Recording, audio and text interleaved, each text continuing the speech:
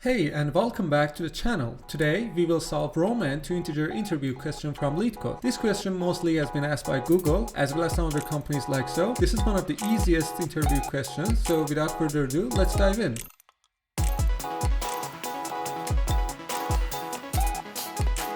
First example here, we have three i's, each one of them is representing number 1, so the result becomes 3. Second example, we have L representing number 50, V represents number 5, and again 3 i's each representing number 1, so the total will be 58. Last example, we have M representing 1000, but CM representing 900, since C comes before a bigger number like M. Again, same is happening for XC, this time X is 10, C is 100, XC becomes 90. And lastly, for IV again, V is 5, I is 1, result becomes 4. And the total becomes sum of them all, 1994. Let's see how we are going to solve this. So as we saw in example 1 and 2, everything was straightforward for them. We were just adding up values for each letter and it was giving us the result by default.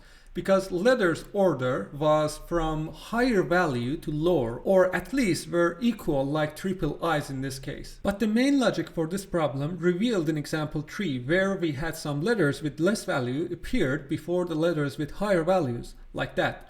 So here's the main logic. Literally, if a letter with less value appears before a letter with bigger value, we should subtract, not add. But how this logic will actually work, let's see. I'll start with smaller combinations like the example we saw with letters C and M. C is carries 100 and M is carries 1000. But how we should translate CM becomes 900 to code? Half of our logic is super simple. Iterate through our string and add up those values to a result variable, which as you can see, our result is wrong in this case, according to the problem. Before adding our values together, we always need to check if previous letter's value from hash map is less than current letter's value. In this case, at this exact point that we detected our previous value is less than current one, we already have passed through the lower value. That means, relying on what we have as logic so far, we already added previous letter's value to our end result, and we have 1000 and 100 here. But look what happened while we added. The logic here was to deduct previous letter's value from it, but now we just ended up with twice as more as expected total result. So there are two actions we need to do. First, deduct already added amount of previous iteration from end result. Then deduct it one more time because of the logic that problem asks for. If lower value comes before a bigger one, we should subtract, not add. And that is the entire trick behind this problem. We need to deduct it twice, not once. This rule will apply for the entire string as we iterating it through. So let's see how we are going to implement it in code.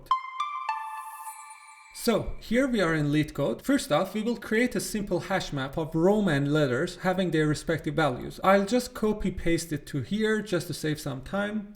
Then we will create a result variable like let result equal to 0. After that, we will do a loop over our string for let I equal to 0, I less than s dot length, and I plus plus. Now it's time for our check. We need to check if previous Roman letter has less value than current. So we will do if or current letter has larger value than previous letter, which means -1, but the value comes from the hash map itself. So we will do a map over that, or letters map. And if that is the case, first we will add current Roman letters value into the result. So we will do result plus equal to, or map again, s.index I. But remember that we need to subtract previous letters value twice. So we need to do minus 2 multiplied by or string at index I minus 1 or previous letter, but its value comes from map. Now in else case, we will just add the value of letter to the current result. We will do else result plus equal to string at index I, but we will need to get its value from our map. So at the end, we are just going to return the result. Return